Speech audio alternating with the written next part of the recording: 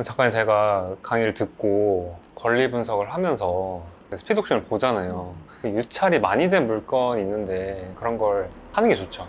아니요. 싸니까. 아니요. 아니에요. 네, 아니에요. 유찰이 많이 됐다는 건 일반적인 물건이 아니라는 거예요. 보통 어느 정도 물건에서 우리가 할 만한 물건이 있냐면 한 번 유찰, 괜찮아요? 두 번 유찰 가능해요? 근데 세 번 이상 유찰된 물건들은 우리가 할 수 없는 쭉정이 물건들이에요. 왜 그러냐면 이 물건의 가치가 처음에 감정가로 정해지는데요. 이 감정가는 시세보다 살짝 높은 게 일반적이에요. 왜냐하면 부동산 가격이 여러 가지가 있는데 경매는 채권자들을 위해서 이제 배당을 잘 받기 위한 가격이다 보니까 일반적인 부동산 가격보다 살짝 높게 나오고요. 또 KB가라고도 있잖아요. KB가는 대출을 하기 위한 가격이에요. 대출을 하기 위해서는 조금 더 낮은 가격으로 기준을 해서 나오거든요.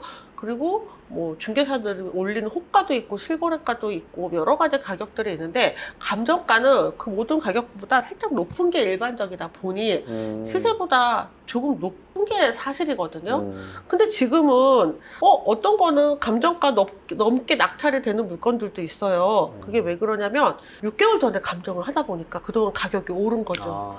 그래서 감정가를 넘어서서 낙찰이 돼도 괜찮은 낙찰되는 물건들도 있기는 해요.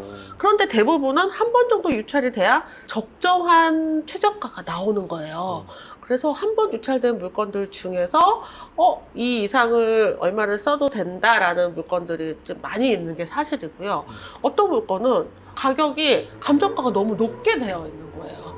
지금 서울에 있는 빌라들 중에서 감정가가 좀 높은 게 많아요.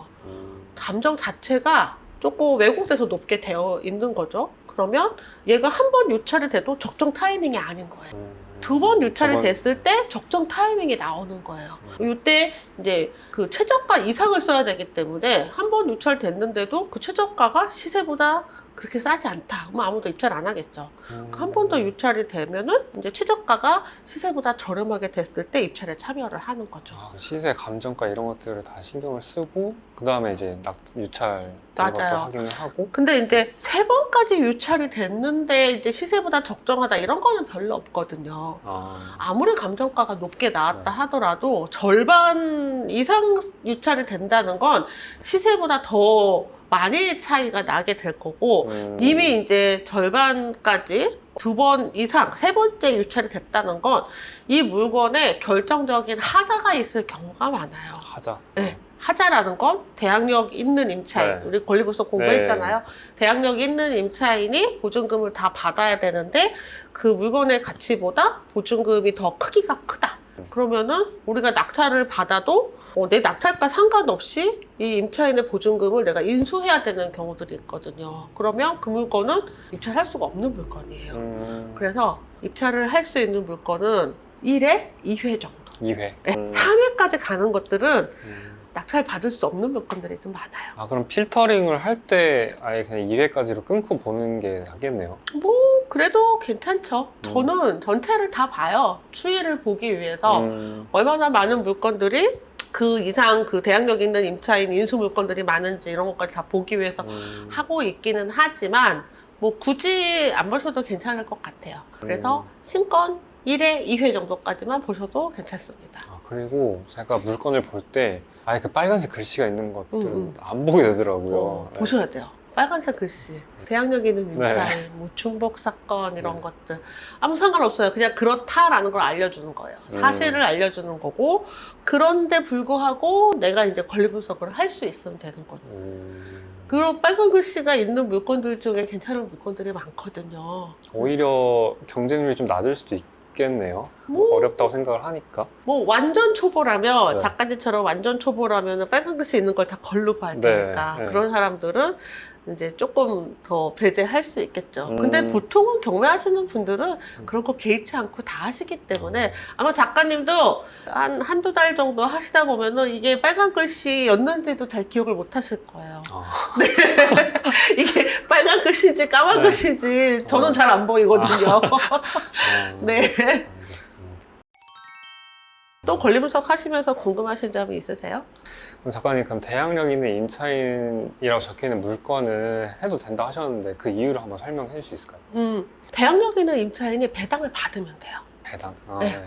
대항력이 있더라도 자신의 보증금을 법원에서 다 배당받으면 낙찰자한테 인수되는 게 없어요. 대항력 있는 임차인을 주의해야 되는 이유가 임차인이 배당을 다 못 받게 되면 그 돈을 우리 낙찰자가 인수해야 되거든요. 근데 임차인이 법원에서 배당을 다 잘 받아요. 그러면 우리가 인수하는 게 없죠. 그래서 해도 돼요.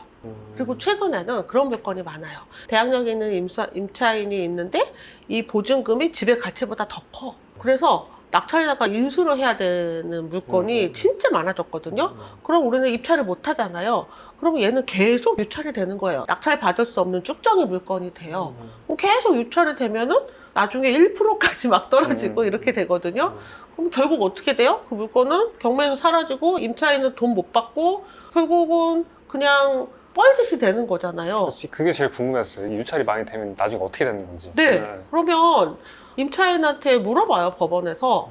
이거 경매 계속 할 거예요? 그러면은 계속 한다 그러면 1%까지 갔다가 뭐 아무도 유찰을 안 하면은 그냥 사라지겠죠. 그러다가 때로는 임차인이 자기가 직접 낙찰을 받기도 하고 뭐 이런 선택을 해야 되는데 어떤 것도 다 이제 마음에 안 드는 선택이겠죠. 근데 최근에 이제 보증보험을 가입한 곳에서는 보증보험에서 임차인의 보증금을 돌려주는 거예요.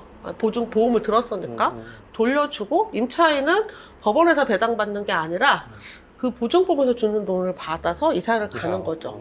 그리고 계속 유찰이 되는 그런 물건들이 많다 보니까 보증보험에서는 더 이상 내가 이 물건이 낙찰됐을 때 임차인의 대항력을 주장하지 않겠다라는 대항력 포기각서를 씁니다. 그러면 그 물건은 원래는 임차인이 그 돈을 다 돌려받아야 되지만 그거를 포기하고 얼마에 낙찰되든지 상관없이 대항력을 주장하지 않겠다라는 내용들이 이제 기재되어 있는 물건들도 많죠. 그럼 그런 물건은 해도 되는 거죠. 원래는 안 되는 거지만 특별한 사항으로 보증보험에서 이제 대납을 해줬기 때문에 가능한 얘기들이에요.